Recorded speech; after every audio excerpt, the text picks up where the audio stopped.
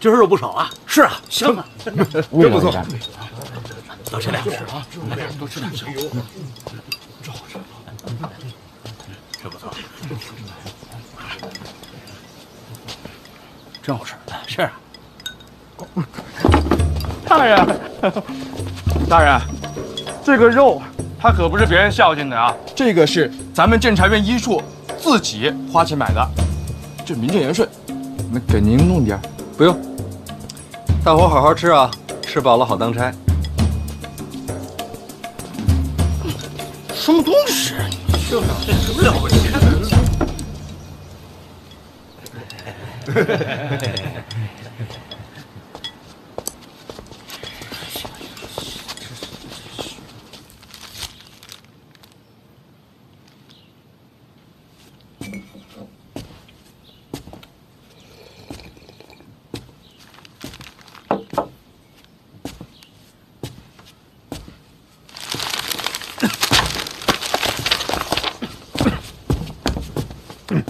不用跪，膝盖硬点。是，几天没来，医处还好吗？托提司大人洪福，一切正常，都是井然有序。大伙儿私下怎么说我？自然是对大人敬仰有加呀。真的？真的。我猜猜，刚来医处的第一天，说的冠冕堂皇，结果当天就收了戴公公3000两，说一套做一套，要钱不要脸，是这么说的吧？绝无此事啊！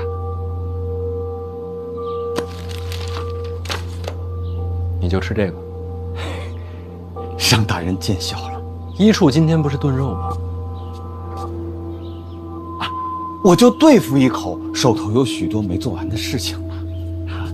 听说医处炖肉的钱是从官账上出的，自然，大人训诫之后，谁还敢瞎收礼呀？那这肉钱是哪儿来的？哎，不是大人说的从账上出的吗？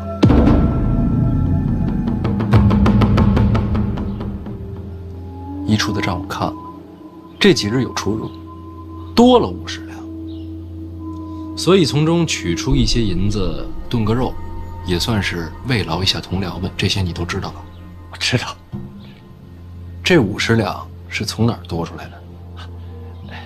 处理杂物繁多，不过是区区50两，无伤大雅的事情。那天在检书司，王启年塞给你的银票是多少钱？回大人，50两。你把这钱记在医处官账上啊？属下本来就欠处理的银钱，所以就还上了。欠账，有凭证吗？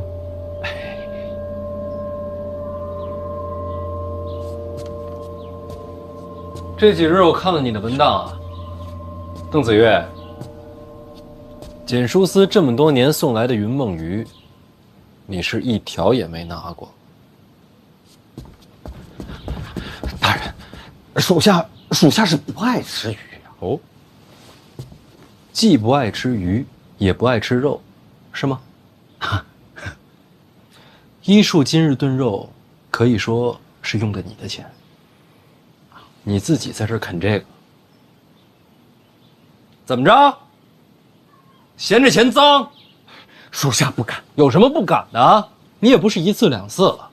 检书司这么多年送来的可不只是鱼肉，山珍海味，天天翻新，处理的同僚人人有份儿，只有你不要。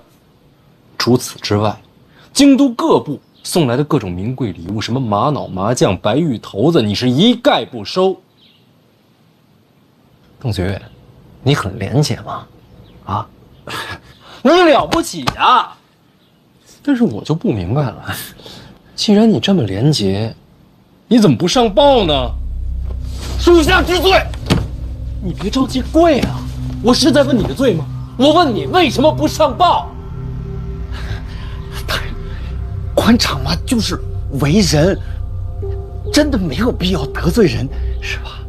是吗？这是现在的你，曾经的邓子越可不是这样。当年的邓子越慷慨激昂，院里边有谁欺上瞒下、谋取私利，都被你指着鼻子骂过，甚至包括你的直属上司。惭愧，惭愧了，属下当时愚钝嘛。从什么时候开始不骂了，改成跪了？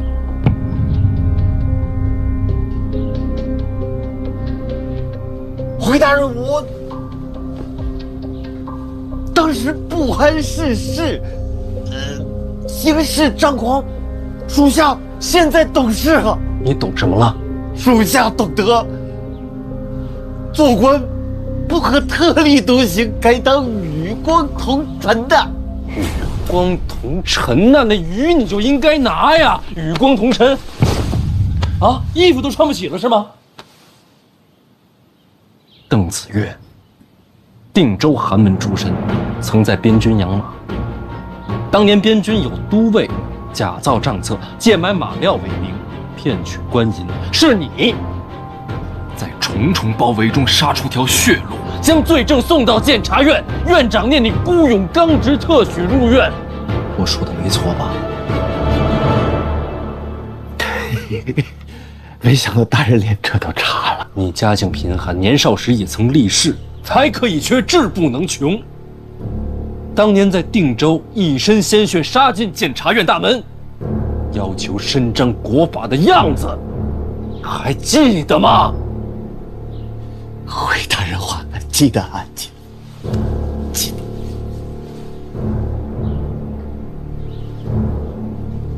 那你现在是不是觉得那时候很蠢啊？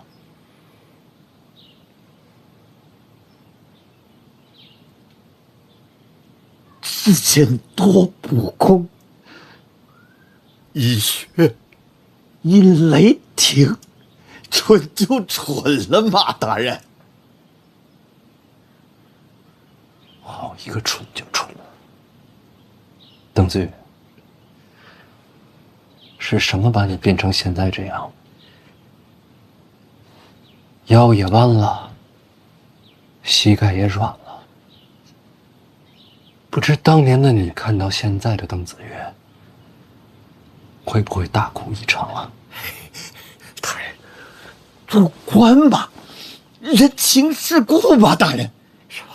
我知道，曾经你有机会可以升任副主办，结果就因为仗义直言，一降再降，最后被贬成了一个毫不起眼的小主播。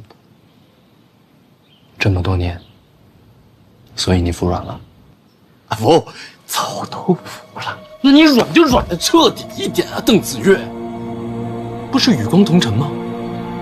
都已经这样，50两银子有什么可值得上报的？送到门口的礼物有什么不能拿的？既然这样，还守那点规矩干什么？你是想给自己留点脸面，还是想别人夸你有气节？我问你话呢！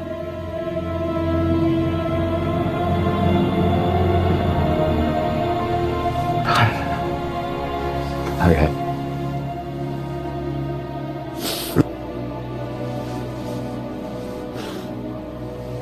你看我这个样子，早就没气节了。我邓子越只求一个独善其身嘛。啊，独善其身就好了嘛。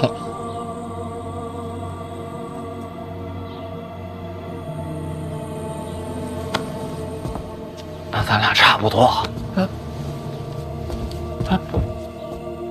说实话，我求的也不过是独善其身罢了。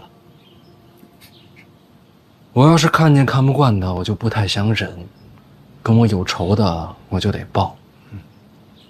我这脾气，在京都混到这地位，凭什么呀？啊，就凭大人智谋深远，远非常人所能及。跟这关系不大。那就是大人，文采惊世骇俗，那更扯远了。哎呦，大人，属下还真就不知道了。因为我有人罩着。我这脾气，要是没有长辈们罩着，在京都活不过3天，对吗？做好人守底线，最好先有个靠山。邓子岳，你有吗？属下没有。现在你有了。从今往后，我就是你的靠山。你可以试着找一找曾经的那个自己，试着把底线往上再提一提，别怕闯祸，我跟你斗着。我知道你现在不能全信我，不急，咱们看人不看他说什么，看他怎么做。啊，走吧，先办事儿。大人办什么事？替我写个折子，自辩者以医处的名义送上去。大人，我写不合适吧？我字不好。是。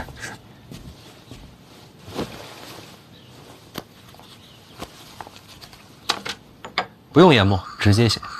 啊，大人，这一点残墨只够写几个字的呀？够。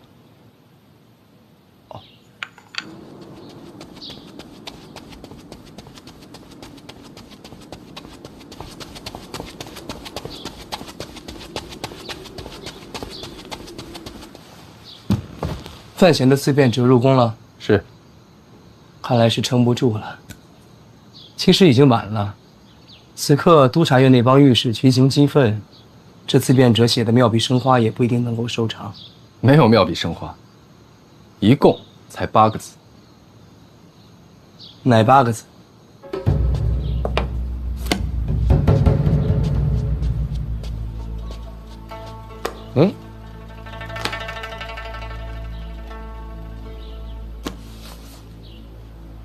范闲自辩者，奸臣当道，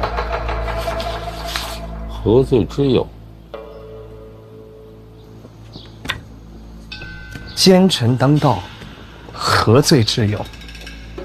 这庆国立国以来，还从未有过这样的自辩者。不光是庆国，有史以来这也是独一份了。我本以为淫淫狂吠把御史们得罪到头，是我错了。这折子呀，才是登峰造极。可这把人当狗骂，不是更恶毒些吗？殿下，把人当狗骂，虽说气愤，不过就是骂街。可御史求名，奸臣当道这4个字儿，是在毁督察院的根基呀。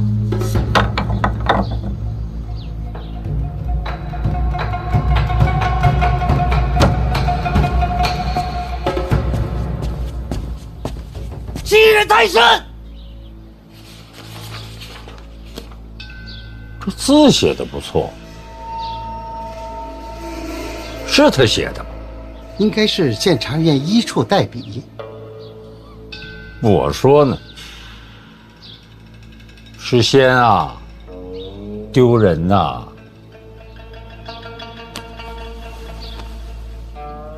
督察院，范闲，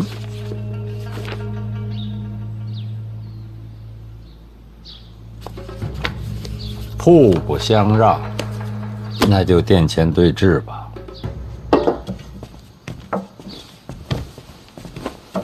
明日上朝，范闲和御史们殿前对质，旨意已经传下来。精彩！明日这热闹一定要亲自瞧。说起来，范闲入京都以来还从未上过大典，明天这是头一遭。头一遭就是决战，未来可期呀。说不定就被御史给斗倒了。难说，反正咱们安心观战，看个热闹。那是自然。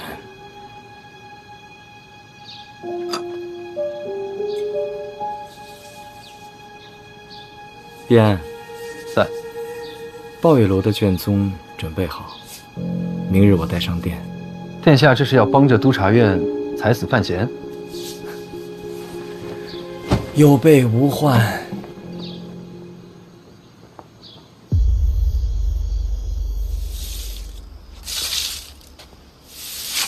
这扫的时间不短了。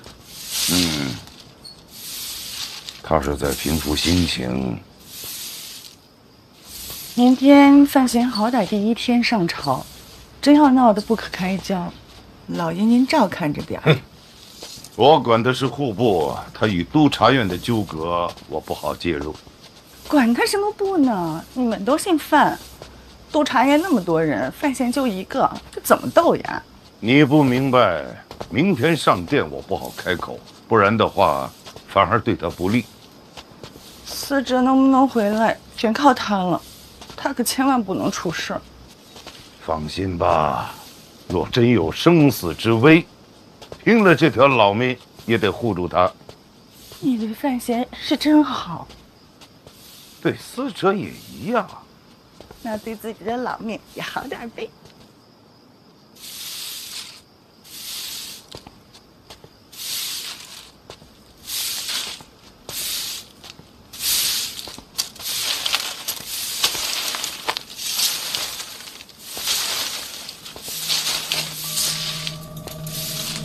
我要是一直看不见你，你就一直站在上面。怎么不让下人动手？自己有手有脚，不麻烦别人。院长让我转告，你让严冰云查的结果已经到了院长手上，请小范大人明日安心上殿。替我谢谢小爷。小范大人，请问武主武大人回京了吗？这也是院长让你问的。我自己想问。我不知道。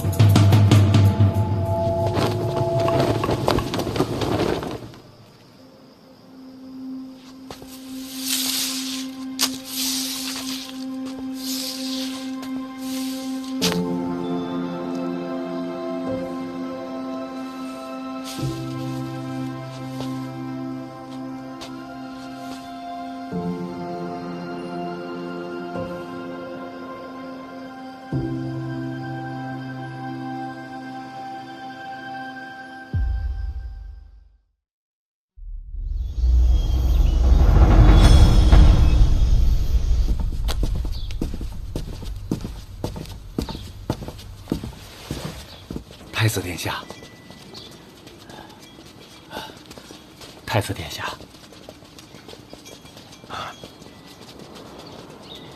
太子殿下，太子殿下怎么在这儿站着呀？等你啊！啊，专门来看我笑话。你何必呢？没懂。知道为什么没有人愿意跟御史为敌吗？这些文人言客，你跟他们比，赢了没好处，输了万劫不复。为什么要跟他们一般见识啊？没准过一会儿我们就化敌为友了呢。那我就把脑袋拿下来给你当球体。太子不必如此客气。总之一会儿多加小心，实在不行先退一步，我帮你求情。那倒不必，不过我确实有一事相求。说说。太子殿下也知道，今日是我首次上朝，对于这些什么礼仪啊、规矩啊，完全不懂，得找个人教教。哎，辛大人，正找您呢。是吗？哦，辛大人，此事必须得再跟您说说。贤雄，哎，过来过来。哎呀，太子殿下，范大人，哎呀，你说我刚才怎么回事啊？怎么就没瞧见二位呢？你陪范闲入殿。礼仪上有什么不懂的，多指点。啊，求之不得，求之不得。那好自为之。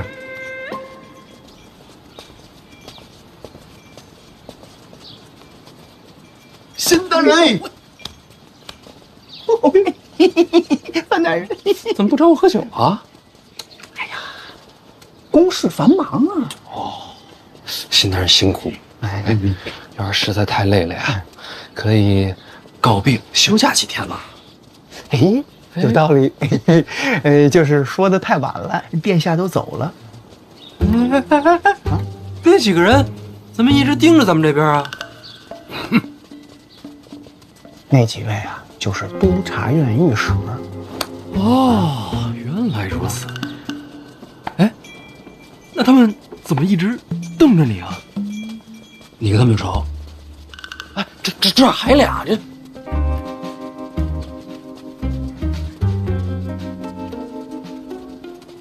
范大人，跟您说实话，现如今谁跟您站一块儿，谁跟他们那几位有仇，谁跟他们不共戴天。邢大人放心，一会儿到了殿上啊，您安心看戏就行，千万不要听我说啊，克制，克制，再克制。我尽力啊。这个，范大人，我多句嘴啊，这个督察院御史啊，憋了这些天的怒气呀，要放大？什么？没事，你继续。啊，他们绝对不会善罢甘休的呀，所以呀，您啊得小心应对。巧了，什么？我也没打算善罢甘休啊。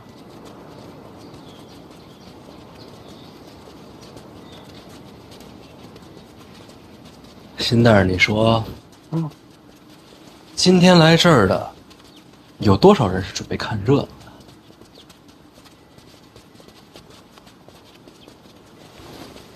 的？恐怕都是。那要是看热闹的人自己成了热闹呢？走吧，上殿。范大人，您到底要干什么呀？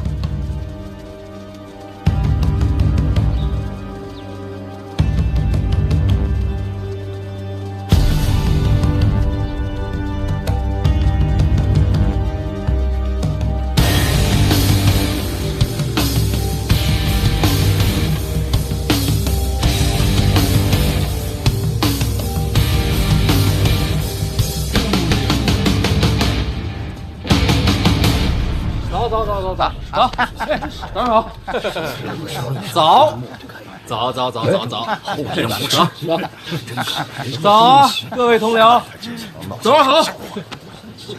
范大人，陛下还没到。哎，你看没？你看这一片没？都是文官站的地方。哎，待会儿啊，您呢就站那儿去，站那儿。哎，我呢站那儿。你先过去啊。这不还没来呢吗？聊会儿。聊会儿呢。早上吃的什么呀？啊，西市那肉饼不错。哎，我瞧着这好像也不是最大那个店吧？是，还需等陛下定夺。没错。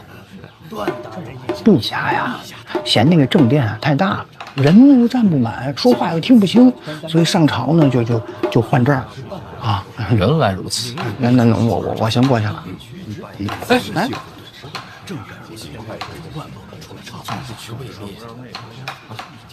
哎。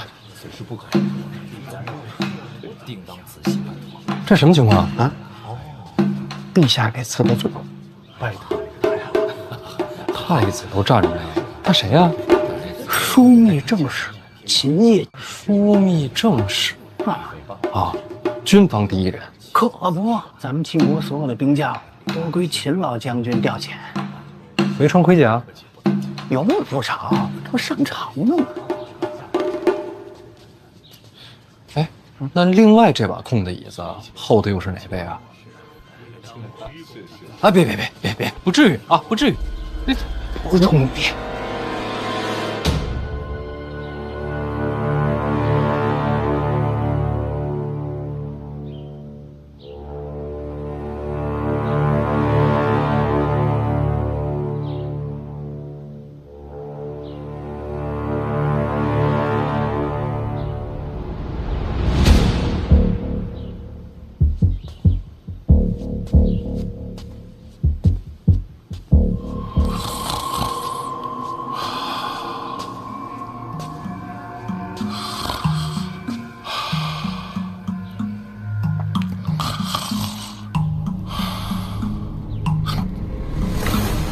别睡了，都看着呢。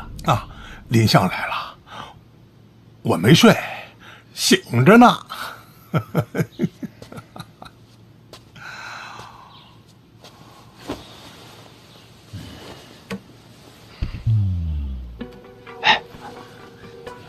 我们家世伯这么威风，100万之首啊！范大人，你看我这是我的位置，我就站这儿了。您的位置在那儿呢，您站那儿去，我就不陪您了啊。是。哎，龙椅呢？啥？怎么不是龙椅啊？这拽我吧！陛下嫌这个龙椅啊硌得慌，就给换了。我这么任性？哎呀，小点事儿。陛下说了啊，什么椅子不重要，重要的是得看谁坐上去。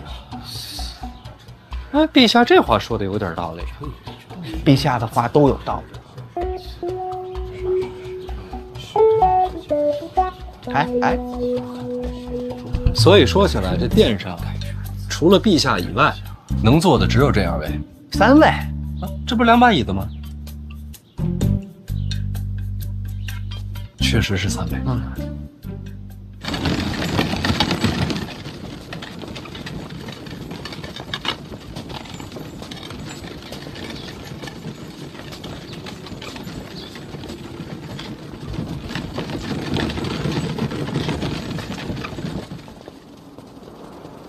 是在等我吗？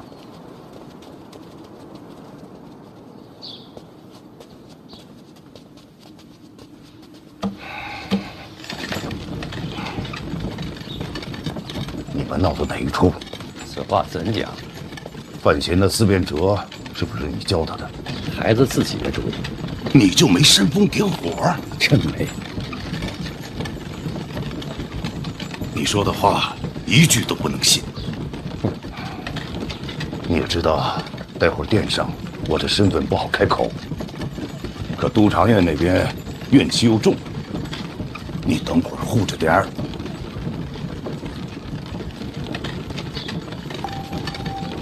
怎么不说话？没法说，一句话都不行。你少来这套！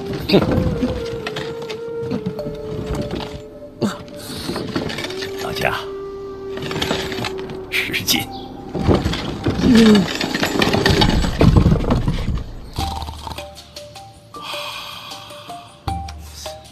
这秦老将军一直这样？哎，咱别拿老将军打趣行吗？我就问问他们，这也不行。范闲，是我，您是？我读过你的诗集，也欣赏你的文采。不是我写的。我知道，仙人入梦，传你诗文。也不是什么仙人，是另一个时代。读书人应该知道克明俊德，你怎么不明白这个道理呀？不管你身后有何依仗，不管你的文采有何经验，我今必正国法，扫除奸佞。阁下是？这位便是左都御史赖明成。殿下，赖大人是督察院第一名士，人品学识都令人钦佩。赖大人留着点力气太合适。殿下见笑了，孰忠孰奸，一会儿便见分晓。哎，人品没问题，就是不懂得变通，要不然怎么会一直坐镇督察院？哎，今日打算如何应对啊？臣是老实人，自然老实应对。老实人，老实人好。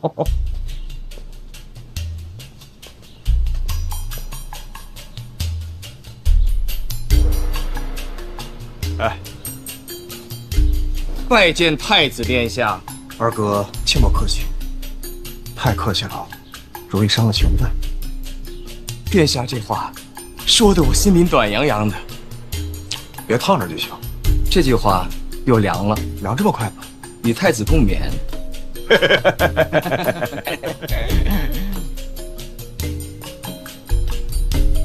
陈院长怎么还没到啊？我还就不信这邪的。身体不如年轻时候了吧？连我这半个人都推不上。你快拉倒吧！你是往里面藏什么东西了？这么沉？绝世神兵。你说的话一句都不能信。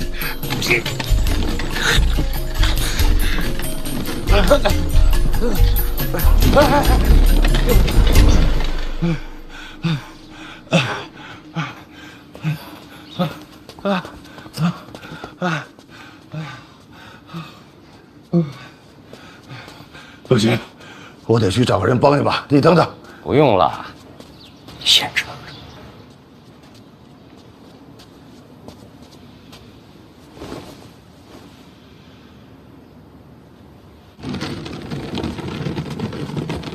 院长，殿下也来了，来吧。第一次见面，你挡我坐骑，怎么还翻上旧账？之前知道你胆大，没想到这么大，一个人对上整个督察院，硬气。殿下也是来看热闹的？这还用问？来吧，太哥。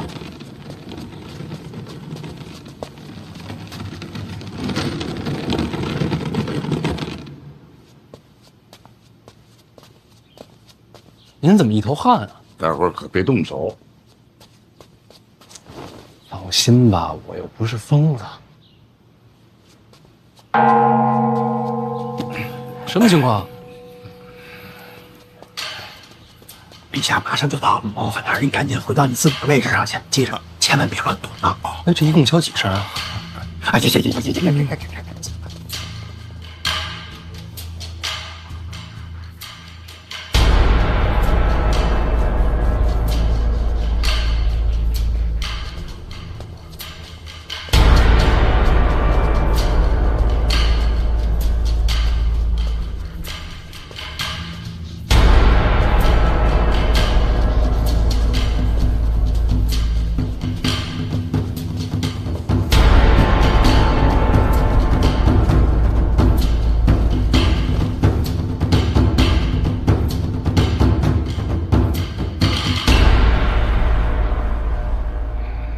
诸位，督察院的事儿都知道了吧？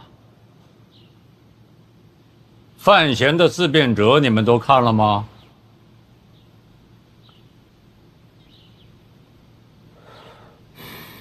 没看。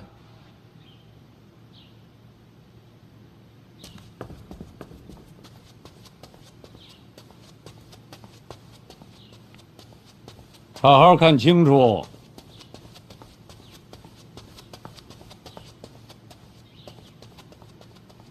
都看清喽。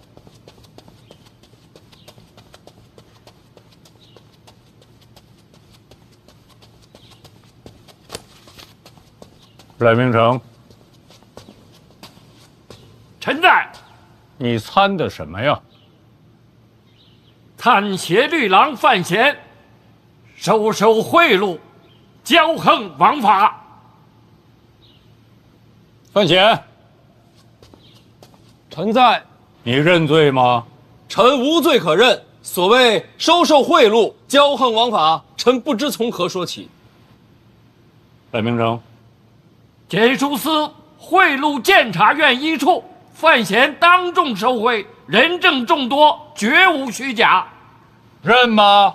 哪有受贿？臣冤枉。范闲，人证证词皆在此，你还抵赖？确实没有，这怎么承认呢？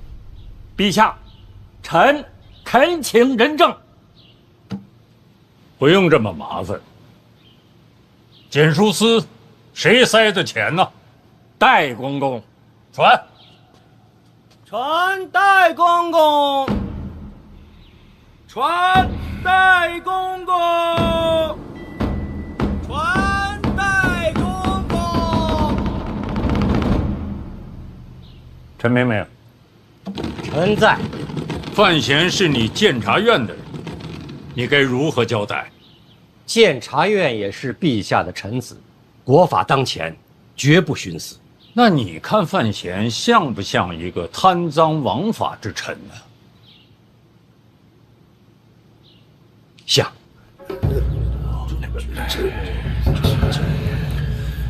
不瞒陛下，臣主持监察院以来，看谁都像是不法之徒。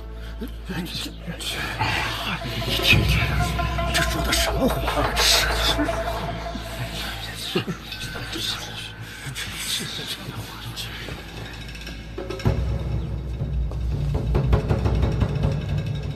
看谁都像，确实如此。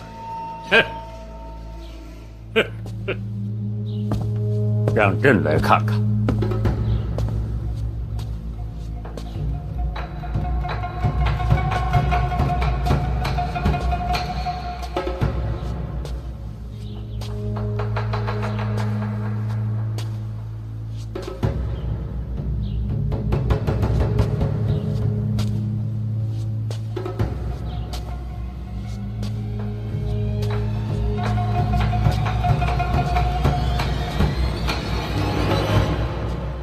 你看林相像吗？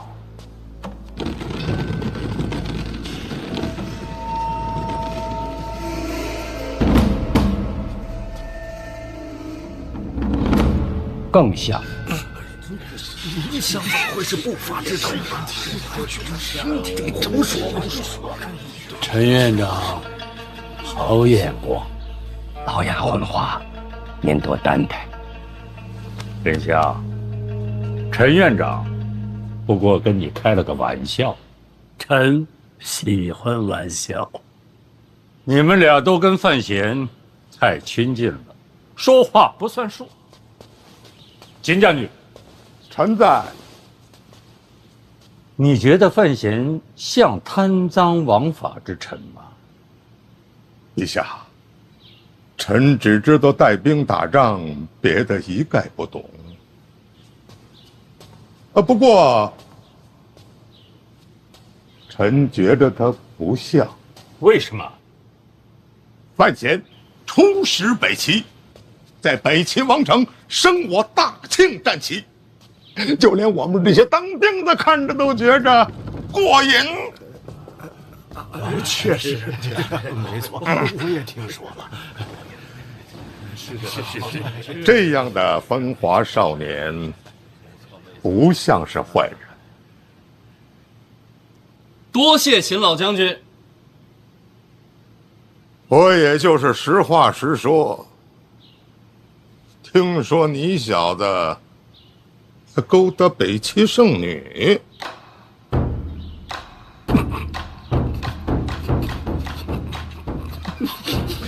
长脸。秦老将军。这些可都是谣传呐！啊，也可能有啊。师傅，真不是。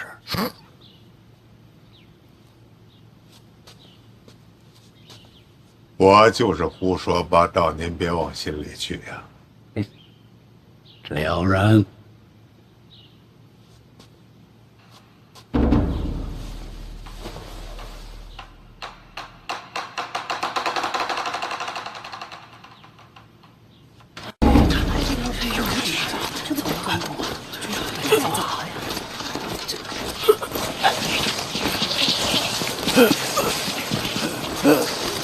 我鞋掉了，让我穿上鞋再上殿吧。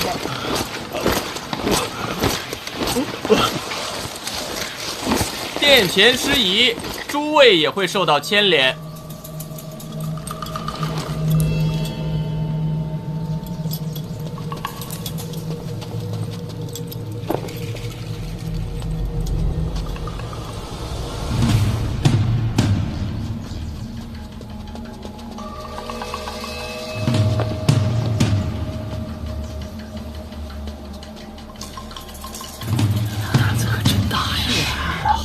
这都敢呢？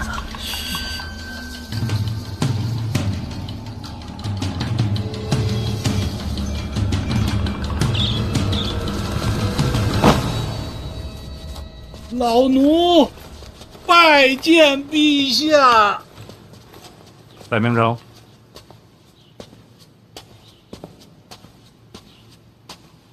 戴公公，请看。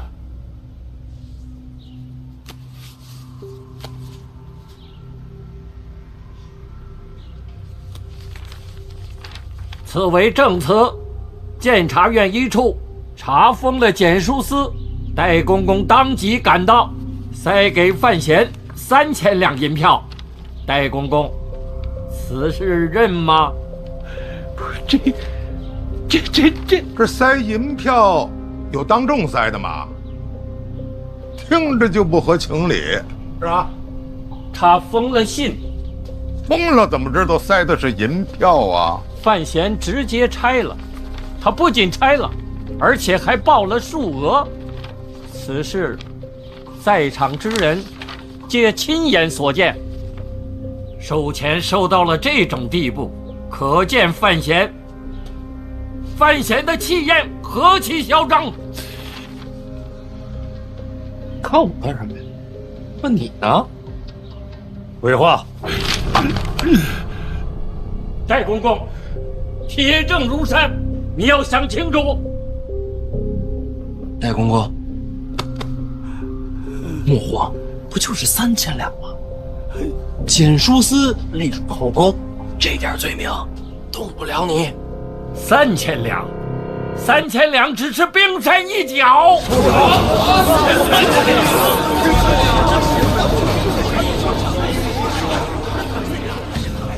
陛下，我督察院近日上下进行细查，也是简书司作恶多端，轻易就查到了罪证。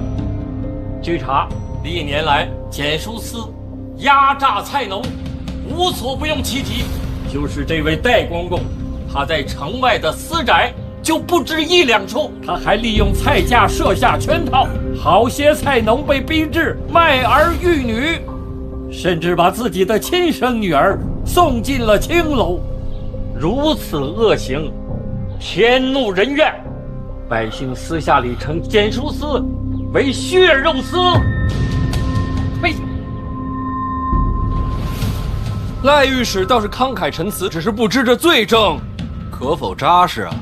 证据确凿，请陛下过目。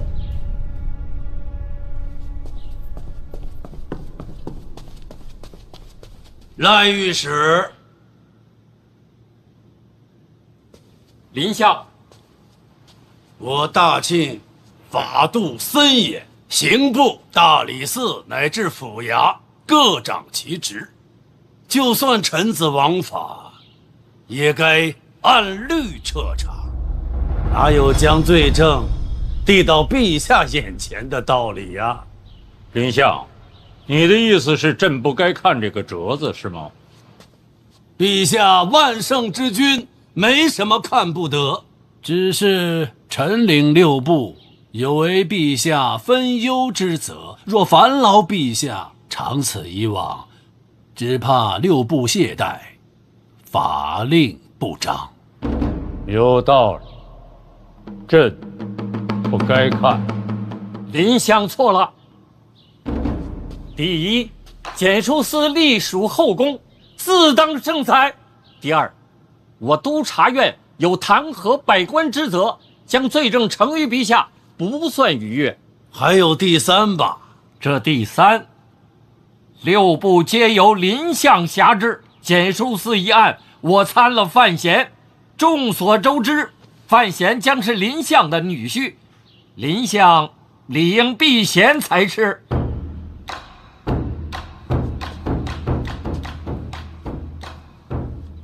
赖御史，怕我徇私？人皆有私。林相清正刚直，要说徇私，朕第一个不信。我是第2个。陛下，赖御史言之有理，简书司一案，该由陛下圣裁。不可信得过你哦。臣不太敢相信自己吧。赖明成，臣在。给他自己看看。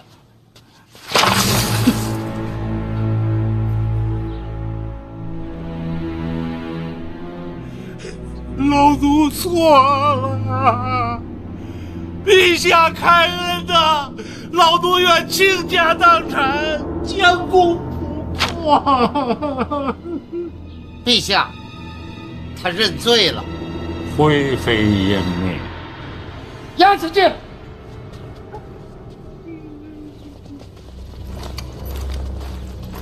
陛下开恩呐，陛下开恩呐！开恩呐！陛下啊！范大人，眼见如此下场，你有何感想？这个姓戴的真不是个东西。赖御史为民除害，百姓会记住你的。到了这一步，你可认罪？我何罪之有啊？你敢说那3000两你没拿？那倒是拿了，这就是认了。哎，等等，赖御史的意思是说，这3000两我拿了，就是受贿？你敢说不是？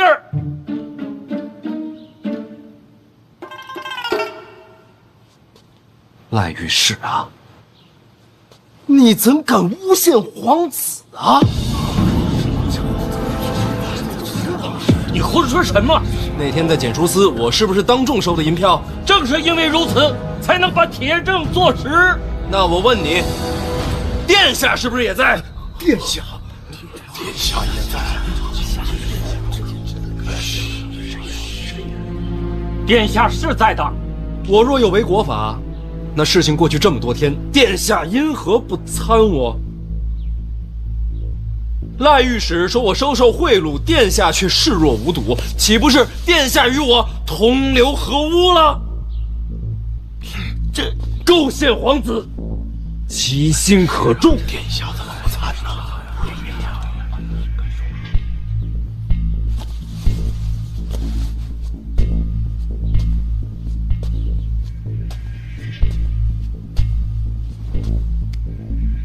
儿臣当日的确是在检书司。你看到他拿钱了？看见了，正如赖御史所言，收这3000两与国法不容，儿臣本该参范闲一本。那怎么没参呢？因为我相信你。范闲才华兴世，入京都不久便有了诗仙之名，更是身担监察院重任，可谓是前途似锦。儿臣想来想去，又不觉得这样的人会为了3000两自毁前程。如若他私下如此，儿臣知道了必定参他一本；可他当众收钱，就有些匪夷所思了。儿臣以为他定是另有所图，因此也就试着再等等，再看看。说得好，殿下方才所说的，正是我想说的。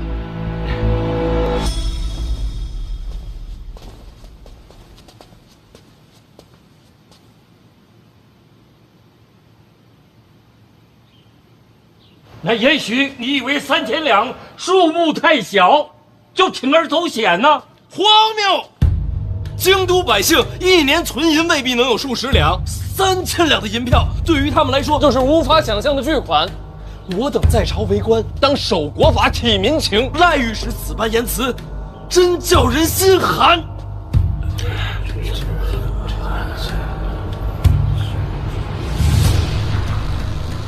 那可是这3000两你收了呀？是啊，真的拿了。对呀，赖御史钓过鱼吗？没有鱼饵，鱼会上钩吗？你故意收贿赂，是让检书司上钩。实不相瞒，检书司种种恶行，我也早就看在眼里。为国除奸这想法与赖御史不谋而合。心有灵犀，说的就是咱们俩。你们看，范大人真是巧舌如簧啊！事实就是如此啊。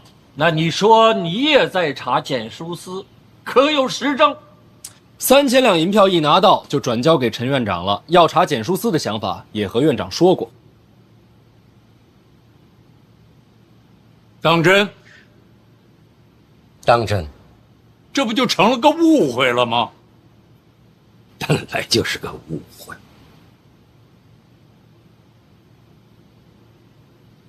陈院长，不是不信你的话，我只是想再多问一句。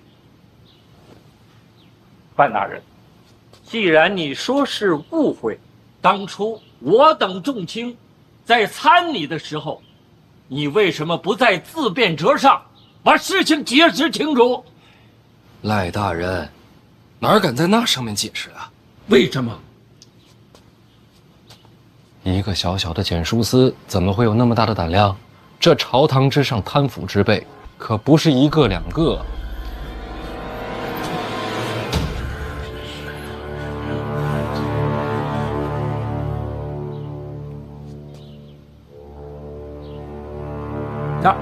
你也怀疑我们督察院？不只是督察院，下至百官，上至皇亲，我呀，谁都不敢信。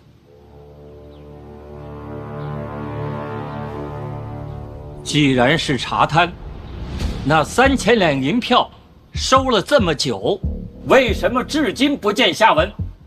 要不是我们督察院，恐怕检书司到现在还会安然无恙。是我犹豫了。犹豫什么？查贪是应该的，但问题是能查多久，敢查多深？怕了？不是怕，是担忧。清正吏治是我等为官的根本，我们既受皇恩，怎敢姑息此身？赖御史这话代表自己，还是整个督察院？我督察院上下皆以报国为己任，你们监察院不敢查的，我们督察院敢查；你们监察院害怕的，我们督察院不怕。好气魄，佩服！你听听，你听听，陈明明，老臣惭愧呀。这些年来，监察院确实有所懈怠。你要给朕一个交代。陛下，这段时间，各路府衙查出了一些贪官，有些牵扯狡猾。本来想放一放，今日看来，如此责任，应该交到督察院手中。那陈院长这名册是早就准备好的，凑巧，赶在今日，就等着这一刻了。督察院若不愿意接，我们监察院也不强送。贪官已经查出来了，剩下的事儿监察院把它办了，不就完了吗？怎么还把差事往外送啊？所以说牵扯极广。哈哈哈！监察院也是怕了吧？怕倒不怕，只是费时费力呀。有些官员不在京都，却跟京都往来甚密，甚至和朝内的皇子都有牵连。这个案子如果细查下去的话，旷日持久。监察院诸事繁忙，没那么大精力。秦将军既然问到这儿，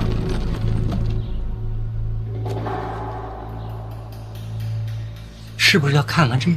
哎，别，本人不识字，也看不懂，不看。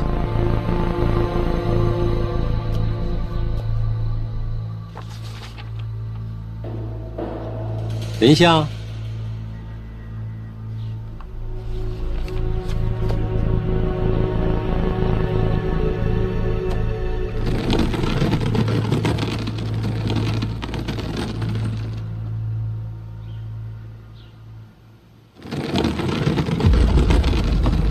无人敢接。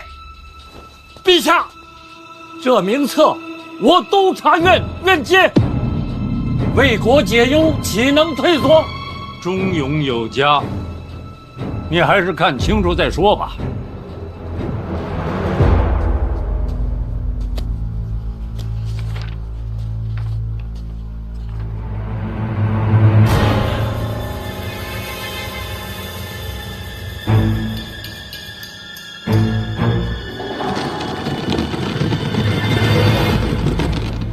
陛下，臣忍不住有话说。启禀陛下，赖御史一腔忠肝义胆，叫人心折。只是此事若真与皇子牵连，只怕赖御史撑不住这重担呐。有国法在，有何撑不住？查明真相，是还皇室清白。如果真有皇子牵扯其中，还请赖御史顾惜自身，切莫冲动。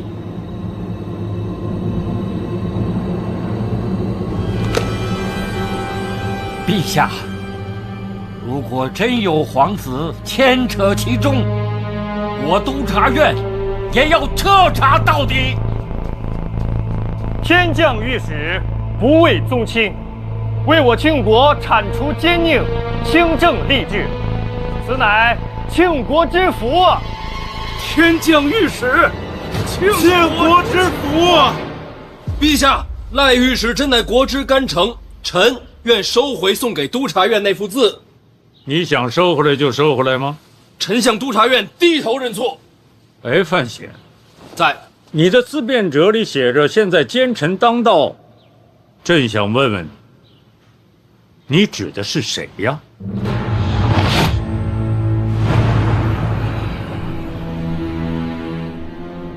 自然是天下的贪官污吏，绝不是督察院诸位御史。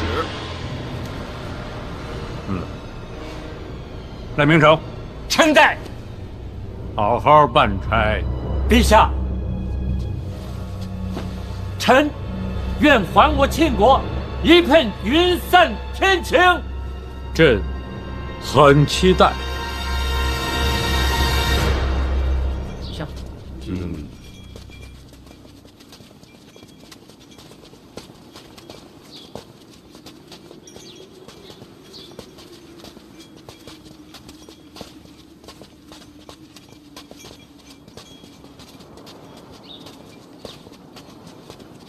我来扶世伯，也没这么老。世伯的官威，非常人所能及啊！想借多少人？啥？想借督察院彻查老二。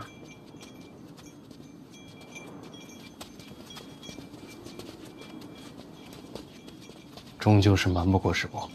是陈萍萍教你的？我自己琢磨的。赖明成确实是把好刀，只是我确实有几点不解，想请教世伯。方才殿上站出来那几位，并非是我事先的安排。若不是他们在那儿添柴拱火，效果也不至于这么好。想知道他们是谁的人吗？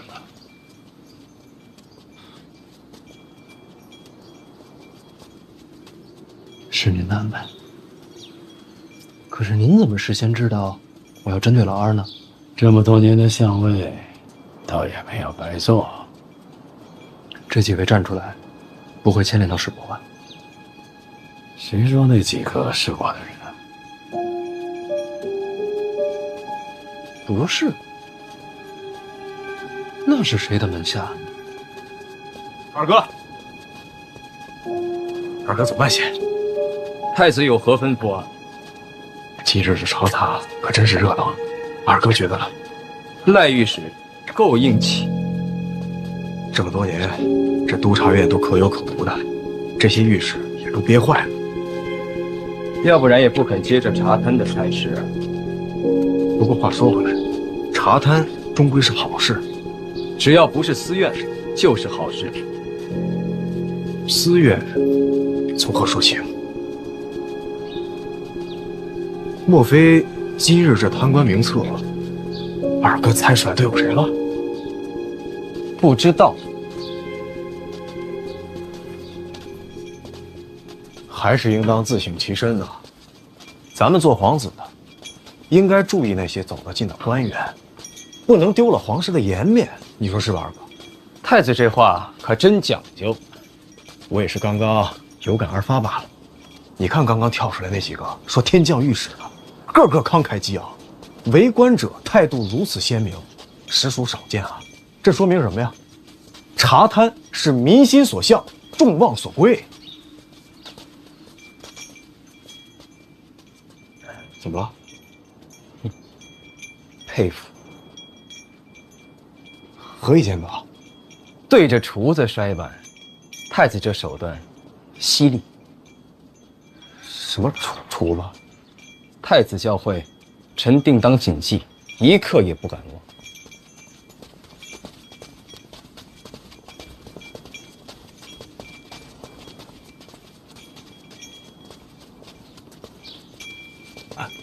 殿下，啊，咱们接下来是不是得帮着赖御史一些？咱们什么意思啊？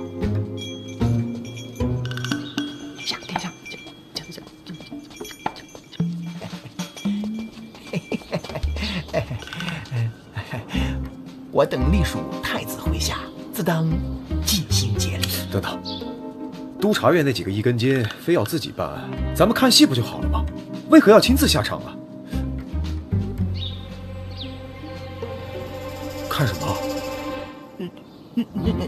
那几位，不是殿下您的意思吗？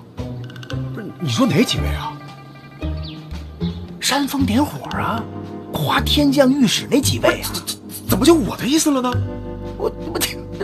他们不都是太子门下吗？不，什么叫我门下呀？一直都是啊。那我怎么不知道呢？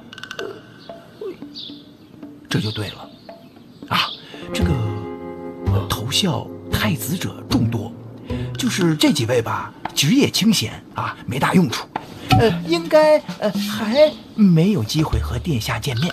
嘿嘿，那几个真是我门下？千真万确啊！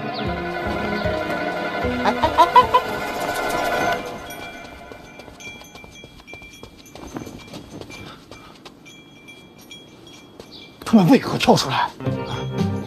不是您安排的吗？我安排个鬼呀！他们为什么在那个时候跳出来啊？怪不得又是厨子又是饭的啊！厨子？什么厨子？简书司的。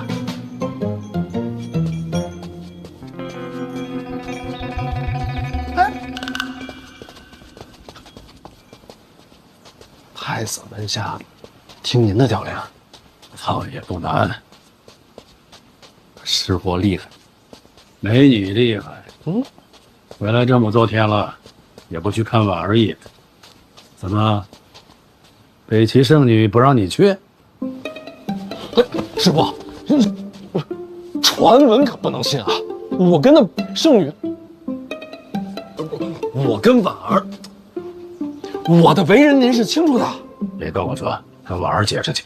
不是我不想去见婉儿，实在是回京之后诸事繁身，一刻也脱不开身啊！要不是借口，师伯，确实有难言之隐，与北齐圣女无关。她也是在等你呢。那我晚上就去看她。晚上？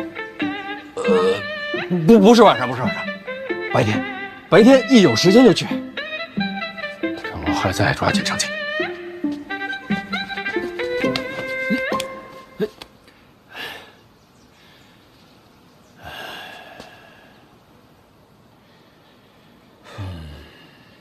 吓我一跳，您这身子骨可比我硬朗。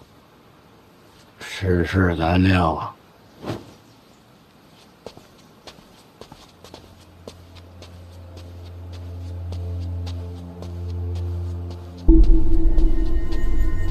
范闲这么能折腾，是不是你教的？不是，是他自己琢磨的。论他的年纪，这般年轻，能有这心思也不错。自从范闲进入京都，没让人失望。你的腿没事吧？站久了腿酸，没事。没关系，以后在殿上专门给你设个座。千万别，臣受不住。范闲进范家祠堂啊，不进也好，就他的性子，先别拜了。进不进祠堂也不要紧，还是姓范。至于闯祸嘛，臣多教他；真惹了事儿，臣给他担着。